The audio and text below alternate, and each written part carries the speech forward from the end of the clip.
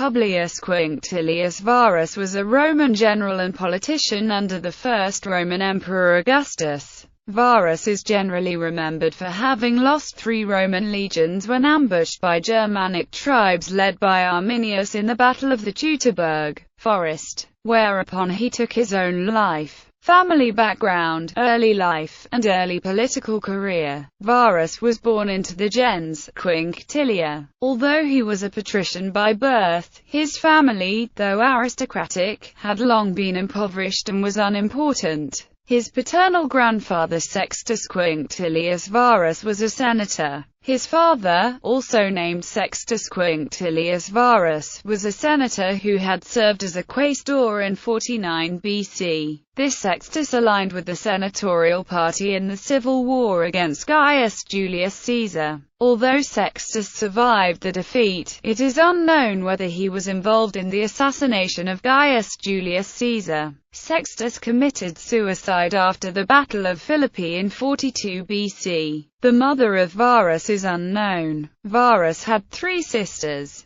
They were probably all younger based on when they were started having children, so it seems likely he was born at least 4 years before his father's suicide. Despite Varus' father's political allegiances, he became one of the supporters of the heir of Julius Caesar, Octavian. When Marcus Vipsanius Agrippa died in early 12 BC, Varus delivered his funeral eulogy. His political career was boosted and his cursus honorum finished as early as 13 BC, when he was elected consul with Tiberius, the stepson and successor of Augustus. Marriages and children. Varus married Vipsania Marcella Agrippina, a daughter of Agrippa, at an unknown date before 13 BC. Varus became a personal friend to Marcus Agrippa and Tiberius. The geographer Strabo says that the son of Varus served under him during his command in Syria. If true, that son would have to be a son by a prior marriage and not the son by his last wife, Claudia. Most modern scholars do not follow Strabo.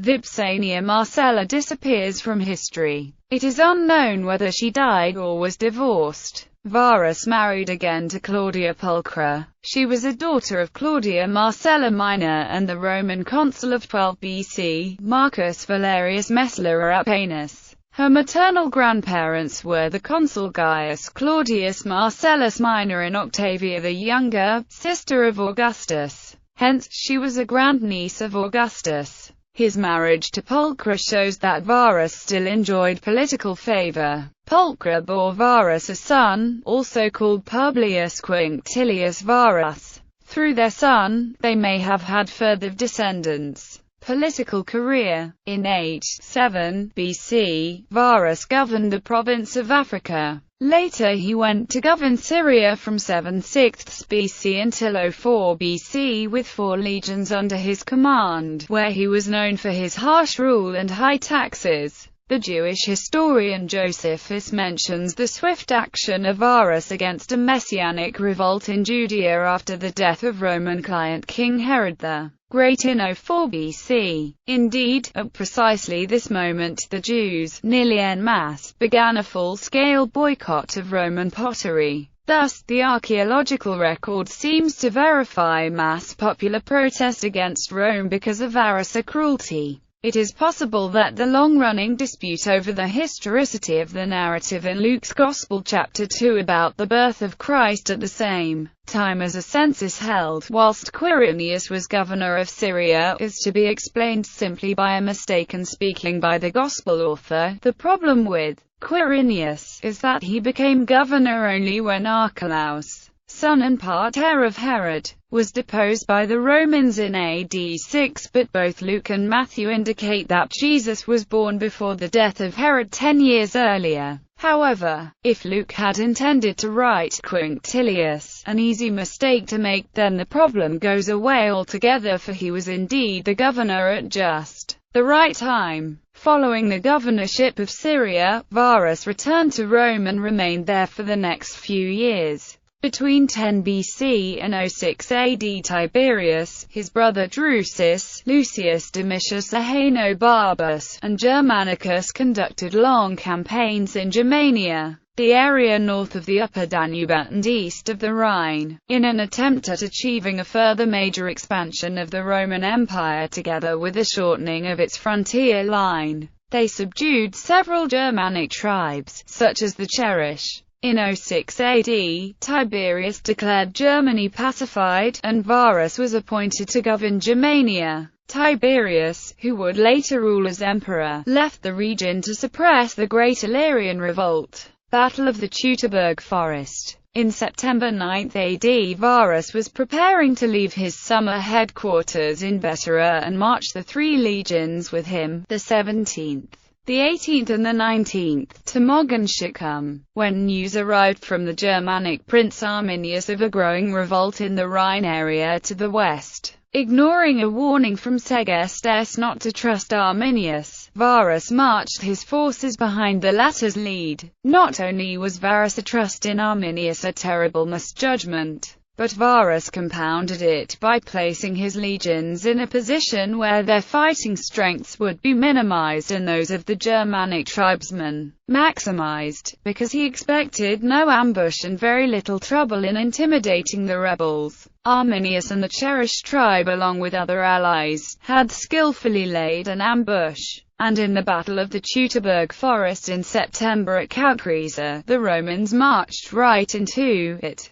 The heavily forested, swampy terrain made the infantry maneuvers of the legions impossible to execute and allowed the Germans to defeat the legions in detail. On the third day of fighting, the Germans overwhelmed the Romans at Caucresa Hill, north of Osnabrück. Accounts of the defeat are scarce, due to the totality of the defeat. But Velleius Paterculus 2.118 ff testifies that some Roman cavalrymen abandoned the infantry and fled towards the Rhine, but they were intercepted by the German tribesmen and killed. Varus himself, upon seeing all hope was lost, committed suicide. Arminius cut off his head and sent it to Bohemia as a present to King Marbod of the Marcomanni, the other most important Germanic leader, whom Arminius wanted to coax into an alliance, but Marbod declined the offer and sent the head on to Rome for burial. Some captured Romans were caged and burned alive, others were enslaved or ransomed. Tacitus An. 1.61 and Florus 2.30, 37-39 reports that the victorious Germanic tribes tortured and sacrificed captive officers to their gods on altars that could